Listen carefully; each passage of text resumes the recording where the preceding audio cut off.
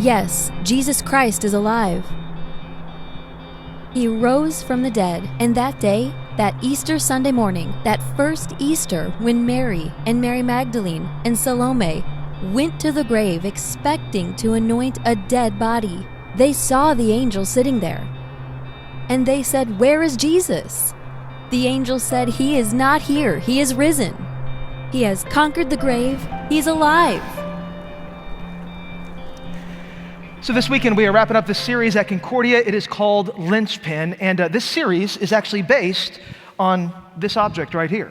This right here is a linchpin. The way a linchpin works is that if you have a spoke and you have a wheel and you have an axle, what you do is you take the axle, and a lot of times that axle has a little hole in it, and you stick the pin of the linchpin through the axle and you snap it shut, and all of a sudden the axle will hold on the wheel, so when the wheel starts rolling, the wheel won't roll off. And kind of the big idea of this series is this: just like a wheel and an axle needs a linchpin to hold it together, our faith needs a linchpin to hold it together. And for 2,000 years now, the Christian church has been professing and confessing that we have that linchpin in one man, in one person, and his name is Jesus. And because he died, and because 3 days later he came back to life, we have a faith that actually holds together and hangs together and will lead us to eternal life. But without this linchpin, without Jesus, everything about Christianity falls apart. The Apostle Paul puts it like this in 1 Corinthians 15. He says, if there is not Jesus, if there is not Christ, and he has not died, and he has not been raised, everything that we're saying to you, our preaching is useless.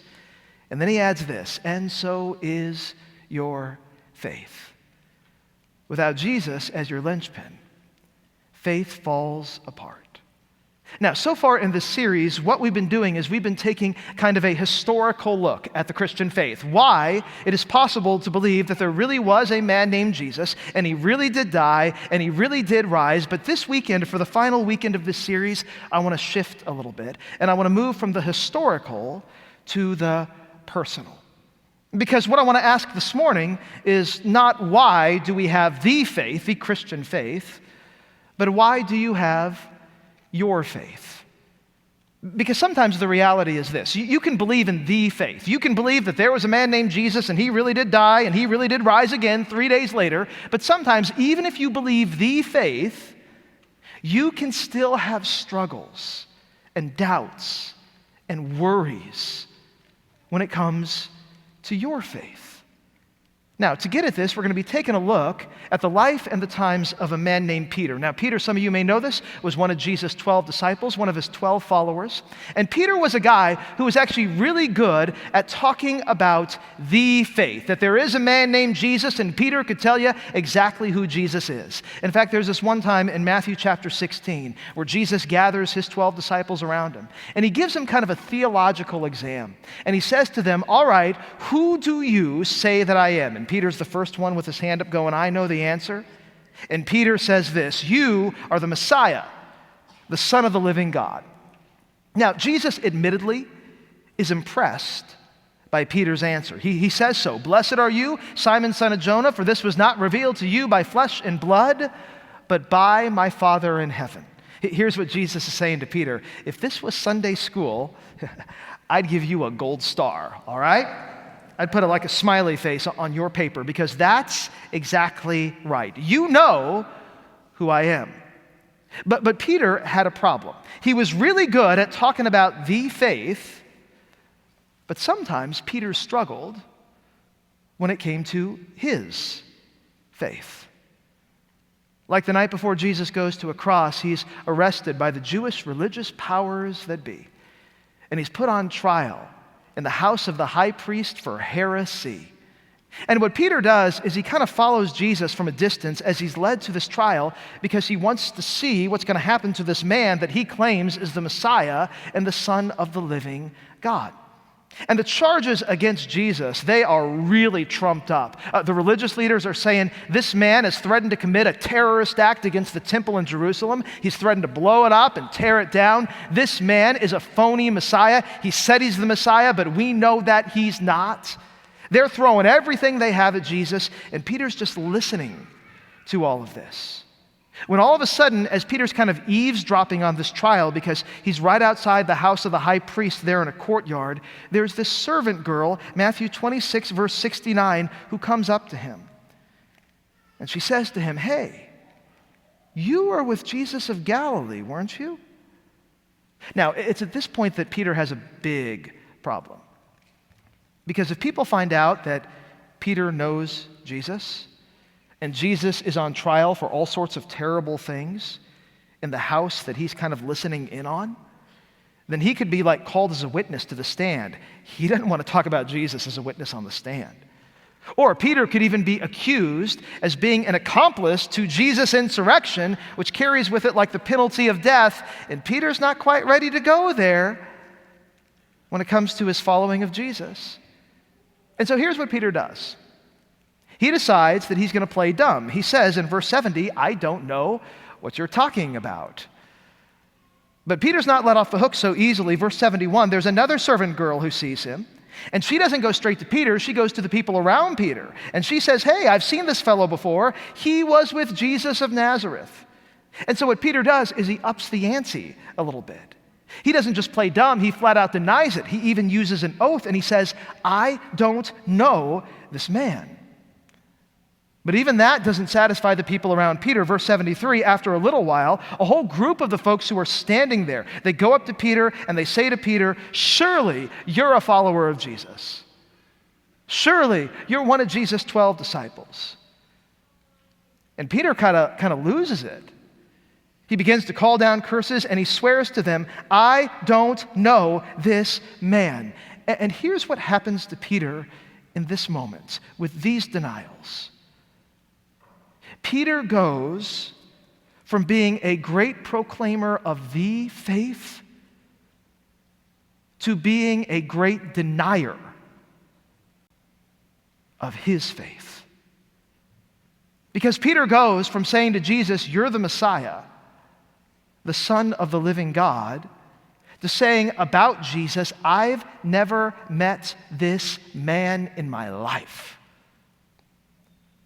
And when Peter realizes what he's done, here's how he responds. Matthew 26, verse 75, he goes outside and he weeps bitterly. Now here's the reality. Maybe you can relate to Peter. Because maybe you're a person who's really, really good when it comes to the faith. You know the right answers. But you kind of struggle when it comes to your faith. Maybe you know what the faith says about the power of God. God is all powerful. There's nothing God cannot do. But then you get sick. And you pray and pray and pray, and the healing from that all-powerful God that you're praying to doesn't seem to come. And even though you know what the faith says about the power of God, if you're honest, all of a sudden you're struggling with your faith. Or maybe you know what the faith says about the goodness of God. God is good all the time. But then you lose a loved one in like a terrible and tragic accident. And you're asking questions you've never asked before in your life, like, how could a good God allow this terrible thing to happen to me? And you still know what the faith says about the goodness of God, but if you're honest, you're struggling with your faith. Or maybe you grew up in the church, and you've learned like arguments for the plausibility of God. God is reasonable to believe in. There's a reason that there's something rather than nothing, and the answer is God, and you've believed that for a long time, and then you went to college, and you got one of those professors, you know the kind I'm talking about?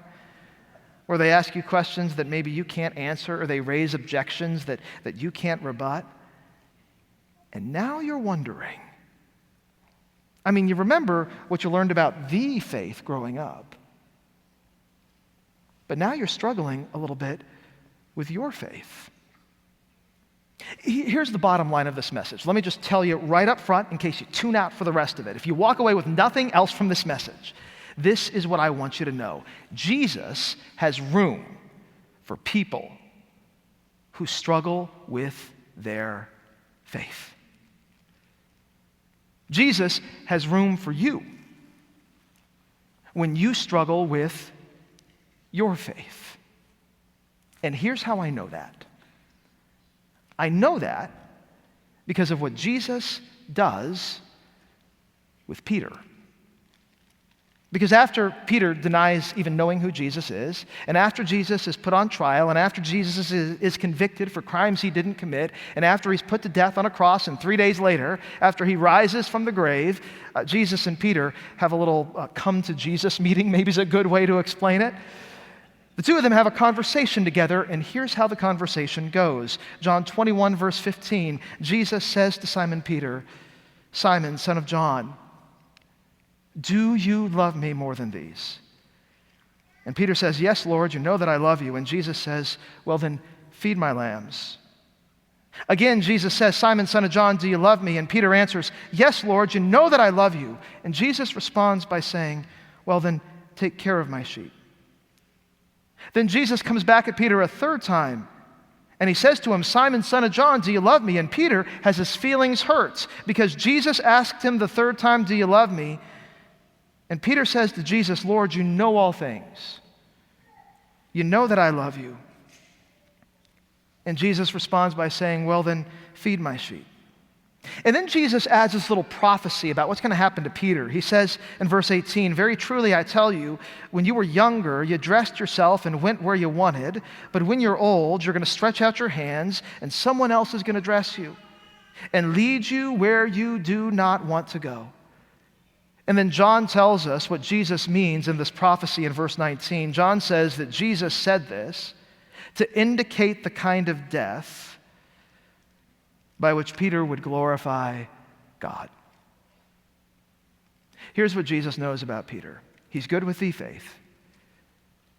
He's struggling with his faith.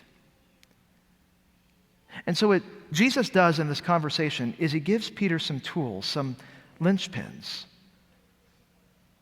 to kind of put his struggling faith back together. And the same linchpins that Jesus gives to Peter to put his struggling faith back together are the linchpins that Jesus gives to us when we're struggling with our faith, so that our faith can also be put back together. And so in this message, I just want to spend some time walking through these linchpins that Jesus gives to Peter because they help us when we struggle with our faith. And the first linchpin that Jesus gives to Peter when he's struggling with his faith, it's very simple. He just gives to Peter the truth. He just gives to Peter the truth. You know, we've been talking about this all throughout this series. If there is not a foundational truth of Christianity that there really was a man named Jesus who really did die and really did rise again 3 days later, then we don't have a Christianity. We don't have a faith. The faith of Christianity is founded and grounded on a foundational and fundamental truth, which is why the truth is so important to Christianity. And it's also why, in the course of this conversation, you know what Jesus gives to Peter? The truth. So, near the end of the conversation, Jesus says to Peter, John 21, verse 18, "Very what? Truly, I tell you, I got a truth for you, Peter. When you were younger, you dressed yourself and went where you wanted, but when you are old, you will stretch out your hands and someone else will dress you and lead you where you do not want to go." And then John says that Jesus says this to indicate the kind of death that Peter is going to die. Now, you need to know this about this truth. What Jesus says is true actually does come true in Peter's life. A little over 30 years after Peter and Jesus have this conversation, there's this emperor of Rome. His name is Nero. He rules the whole Roman Empire, and here's what Nero does. He burns down the capital city of the empire. He burns down Rome. Now, just as a rule of thumb, when you're a politician and you burn down your capital city, is that good for your approval ratings or bad for your approval ratings? You don't need a political science degree to figure this out. Nero knows that he has a problem. And so what Nero does is he does what a lot of politicians still do when they run into a big political problem. He just passes the buck. He blames somebody else. And so he finds this little religious minority group. You know what they're called? Christians. And he says, they're the ones who burned down the capital city of the Roman Empire, and he gets the whole Roman Empire up in arms, literally, against the Christians. And Christians begin to get persecuted, Christians begin to get executed, and caught up in the persecution and execution is a follower of Jesus named Peter. In fact, we know historically that Peter died the same way that Jesus died. Peter was crucified, and what Jesus said all those years earlier in John 21 comes true. Peter's led where he does not want to go, just like Jesus says. And his hands are stretched out on a cross, just like Jesus says. Now, this truth that Jesus gives to Peter, is this a particularly pleasant truth? Yes or no? Not so much. And yet, even though it's a tough truth, you know what else it is? It's a true truth. And this actually leads us to part of the problem that I think a lot of times we encounter when it comes to the truth. Sometimes we see a truth in faith, we see a truth in Christianity that we think is a tough truth, and so we just kind of assume that it can't be a true truth. For example, when Jesus is preaching in the Sermon on the Mount, he says this in Matthew 5, verse 28, I tell you that anybody who looks at a woman lustfully has already committed adultery with her in his heart. And you read that and you go, but I got a boyfriend, or I got a girlfriend, or I'm on a dating app, or, I just kind of struggle with lust a little bit. And so that's not something I really can control.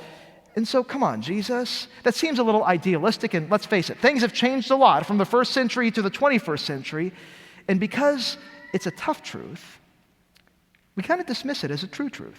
Or you go just a couple of verses later, in the same sermon that Jesus is giving, Matthew 5, verse 42, Jesus says, give to the one who asks you, and do not turn away from the one who wants to borrow from you. And you read that and you go, really, Jesus? Give to whoever asks from me? That's not very practical. If I give to one needy hand, I'm going to have all of these needy hands reaching out to me, and I'm going to be broke. It seems kind of nice in theory, but very impractical in reality. Come on, Jesus. This is like bleeding heart, Jesus. It doesn't work. And because it's a tough truth, we kind of dismiss it as a true truth. Here's the thing. The question that we need to ask when it comes to the truth is not, is this truth tough? The question we need to ask is this truth true? Because if it is, then it's going to have a claim on me and on you. Now, as we're going to see in just a second, in order to hold your faith together, you need more than just the truth. But here's what you can't have. You can't have less than the truth. Which is why this is the first linchpin that Jesus gives to Peter to help put his faltering faith back together. He just gives him the truth. Here's the second linchpin that Jesus gives to Peter to help put his struggling faith back together. He gives to Peter love. He gives to Peter love. And here's the way I like to think about love, okay?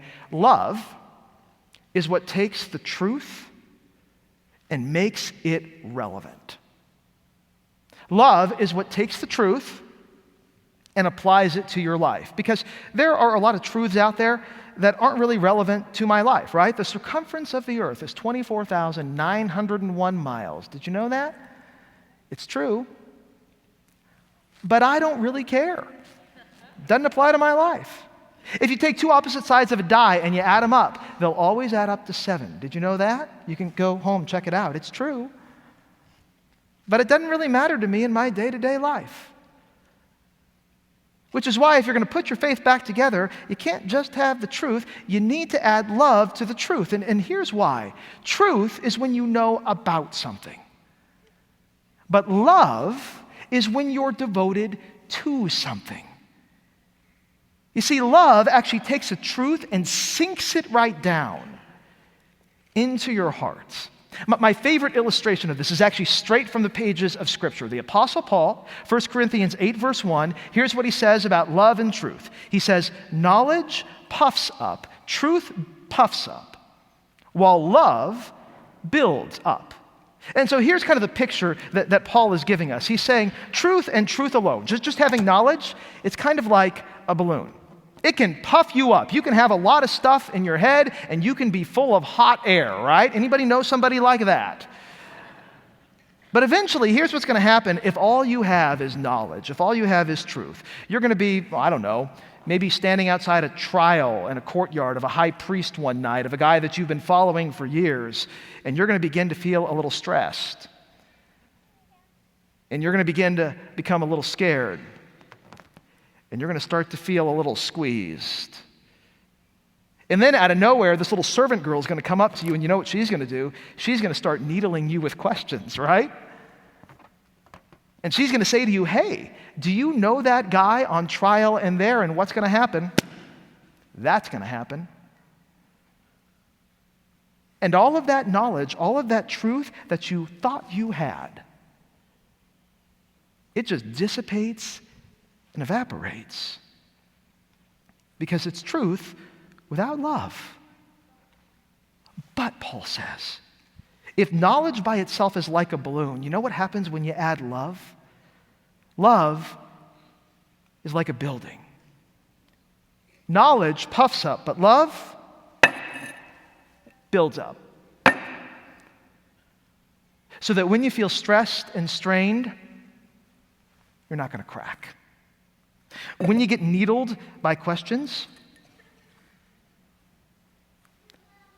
you're not going to pop.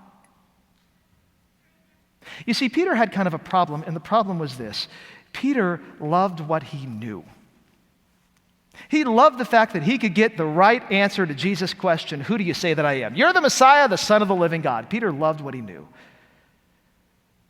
But there came a time when Peter forgot to know what he loved. He loved Jesus. Which is why when Jesus has this conversation with Peter in John 21, here's what Jesus doesn't ask Peter. He doesn't ask Peter, do you know me? He asks Peter in John 21, verse 15, do you what? Love me. Because Jesus knows that if Peter's going to have his struggling faith put back together, Peter needs love. Now, this leads us to the third linchpin that Jesus gives to put Peter's struggling faith back together. And before I get to it, I got to tell you, this is my favorite out of the three linchpins, and here's why. Anybody in here, and you can raise your hand, it's okay. Anybody in here ever struggle with like the truth or telling the truth? Anybody in here ever struggle with linchpin number one? Anybody? Okay.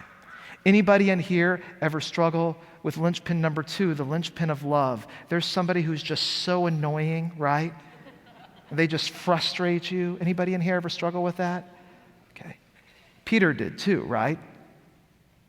That was part of his problem. He told a lie about Jesus. I don't know Jesus. He struggled to love Jesus when he denied Jesus, which is why ultimately, to put his faith back together, Peter needed this linchpin. He needed the linchpin of grace. Because ultimately and finally, it's grace that puts Peter's faith back together. Here's how. So Jesus has this conversation with Peter in John 21, and he says in verse 15, Simon, son of John, do you love me? Now, I'll give you a pop quiz.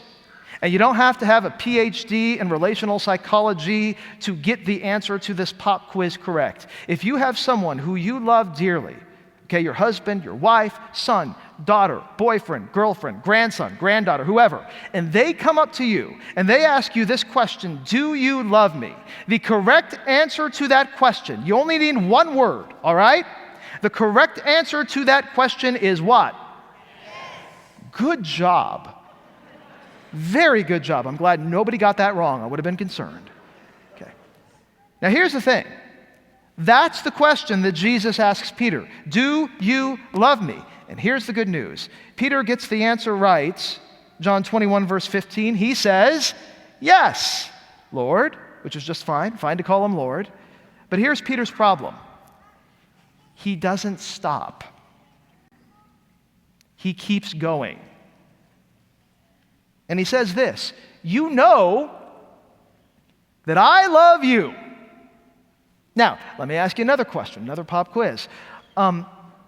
If somebody comes to you and they say, do you love me? And you really love them and you care about them, should you answer, you should already know the answer to that question. You know that I love you. Is that like a really relationally adept answer? Or is that kind of a dumb answer? Which one? But that's the answer that Peter gives. But here's the good thing about Jesus. Jesus is a super nice guy. And so Jesus tries again, John 21, verse 16. Again, Jesus says, Simon, son of John, do you love me? Now, if somebody asks you a question once and you answer them, and then they come right back around with the same question a second time, what should that tell you about your first answer to that first question? Maybe I need to adjust it just a little bit. You know what Peter doesn't do? He doesn't adjust it even just a little bit. He says the same thing 2 times now, second half of verse 16, yes, Lord, and then he keeps going, you know that I love you. So what does Jesus do? He's kind and gracious and good, and so he comes back at Peter a third time. And he says in John 21, verse 17, Simon, son of John, do you love me? And you would think that Peter would begin to go, maybe I need to think about this. But he doesn't. He just gets his feelings hurt. Peter's hurt because Jesus asks him the question 3 times, John says, do you love me? And so what does Peter do? He not only doubles down, he triples down, and he says, Lord, you know all things. You know that I love you. You should know the answer to this question, Peter says to Jesus. Now, it's at this point that Jesus has a decision to make. Because Jesus can do a couple of different things. He can look at Peter and he can go, you're a hot mess, Peter. I mean, really. You're faltering in your faith. You're not fit to be one of my followers. Or Jesus can do something else. And something else is what Jesus does. So after the first time, Jesus asks the question, do you love me? And Peter says, you should know the answer to that question. Here's how Jesus responds in verse 15. He says, okay then, feed my lambs. Second time, Jesus asks the question, do you love me? And Peter responds, well, you know that I love you. You should know the answer to that question. Jesus says, okay, take care of my sheep. Third time, Jesus asks the question, do you love me? And Peter keeps coming back with the same response. You should know that I love you, Jesus. Jesus says in verse 17, okay then, feed my sheep. Now, these 3 little statements of Jesus, these 3 little responses of Jesus to Peter, feed my lambs, take care of my sheep, feed my sheep. These are images in the Bible for a pastor. A pastor is someone who is often compared to a shepherd who leads the flock of the people of God. And so here's what Jesus does with Peter. This man who has denied him 3 times, this man who is struggling with his faith, this man who is struggling with his answers. Jesus says to Peter, you're struggling with all of that? Great. I'm going to make you a pastor. That's what I'm going to do. Now, you know what we call that? In Christian theology, we call that grace. Because here's the reality.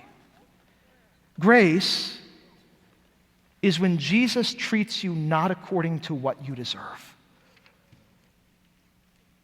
but according to what he desires.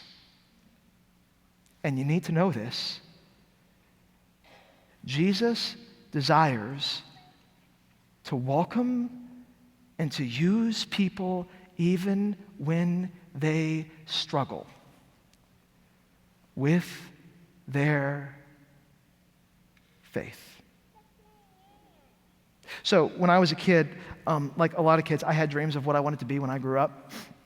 And I finally got to this point in high school where I kind of solidified what I was going to be.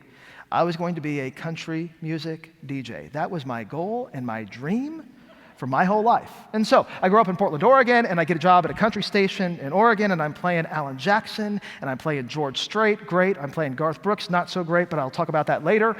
Okay, I'm playing all these people, and I'm having a great time. And then I moved to Austin to go to college, and I get a job at a country radio station there. That's the way that I pay my way through college. And so I'm a major in communication. That was my major in college. But then I got a minor in theology, because I always kind of enjoyed studying the Bible. And so I took like New Testament and Old Testament and Hebrew, the language of the Old Testament, and Greek, the language of the New Testament. And after I'm done, I'm loving my communication degree and I'm loving my job, but I think I'd like to study some more theology. And so I decide, okay, here's what I'm going to do. I'm going to go to seminary, but I'm not going to be a pastor. No way. Not going to do that. I'm just going to go get like a master's degree, study theology, and then I'll go back and I'll be a DJ. And so I go to seminary and I start studying, and the more I study, the more I struggle. I really do. I begin to struggle with my faith, because at the same time that I know what I want to be when I grow up, there's this little nagging voice in the back of me that keeps saying things like, feed my lambs and take care of my sheep and feed my sheep. And so finally I get to kind of this crisis point where I actually leave seminary after year 3. It's a 4-year program. So I leave seminary, I go back to Austin where I went to college, and I talk to my college pastor, a guy that I love and dearly respect to this day. And I kind of lay it all out for him, and I say, so here's my problem. I know what I want to be, but I can't get this nagging voice out of the inside of me. And so what do I do? Because I'm struggling. I'm struggling with my faith. And my pastor says to me, you know, Zach, sometimes God uses struggles in your faith to strengthen your faith. And so, Zach, he continues, just keep on struggling.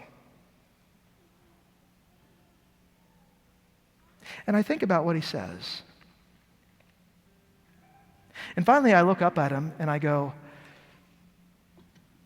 is that all you got?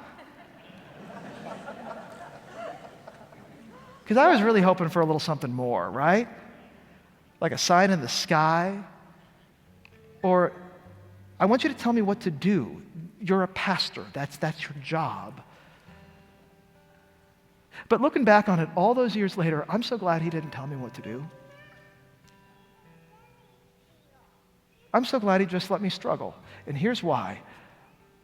I wanted to be a country DJ so bad. But now, I've been a pastor for 17 years, and I am so glad. But I can also tell you this.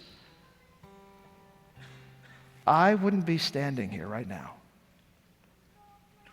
if I had not struggled with my faith. How are you struggling with your faith? You got a big question to God that you can't answer. Or maybe something terrible's happened and you got a bone with God that you would like to pick. Or maybe your faith just feels like it's grown a little cold and you feel distant and detached from God. Take some guidance from my college pastor. Sometimes the struggles that you have with faith is what God uses to strengthen your faith. In fact, just one more thing before we wrap up. I know we're going long, but you're used to that. It's me, okay? Just one more thing, and then I'll be done. It'll just take a second, okay? This conversation that Jesus and Peter have, where Jesus says, do you love me? And Peter says, well, Lord, you should know the answer to that question. You know that I love you. So Peter's kind of relationally inept there. Okay, that's probably not maybe the optimal answer to that question, but Peter, at the same time he's relationally inept, is also theologically correct. Because Peter's saying the honest truth. Jesus really does know the answer to that question. Peter's teasing out something here known as the doctrine of omniscience, which basically says that there is nothing that Jesus doesn't know. And Peter says that explicitly the third time he answers Jesus' question, right? Verse 17, he says, Lord, you know all things. There's nothing you don't know. You know the answer to this question. You know that I love you, which leads us to a question that we need to answer before we wrap up, which is this. If Jesus already knows the answer to the question, why does Jesus ask the question? I mean, it's not like Jesus is relationally insecure and he just needs to hear from Peter, I love you. That's not what's going on here. That's not how Jesus works. Could it be that Jesus asks the question not because Jesus needs to hear the answer, but because Peter needs to remember the answer? Even though he's denied Jesus, he loves Jesus. And even though his faith is struggling, his faith is not lost. And here's the reality, my brothers and sisters. If Jesus can put himself back together from an empty tomb after being wrecked on a cross, just like with Peter, Jesus can put you back together. And even when your faith struggles, it is not lost. Which is why Jesus is our linchpin. Let's stand and pray.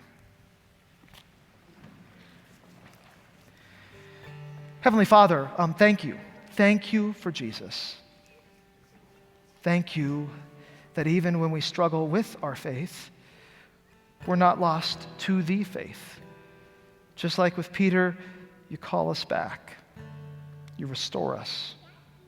You help us because you love us. Father, no matter what struggles we're having in our faith right now, we commend those to you. We entrust them to your grace, knowing that you have called us your children. It's in Jesus' name that we pray. Amen. And now, as you leave this place, go, knowing that even if faith struggles, you have a God who goes with you. And because of him, you're blessed. The Lord bless you and keep you. The Lord make his face shine on you and be gracious unto you. The Lord lift up his countenance on you and give you his peace. And now, as you walk out of the building or as you turn off online, you can go and shine like stars in the universe as you hold out God's precious message of life. Amen.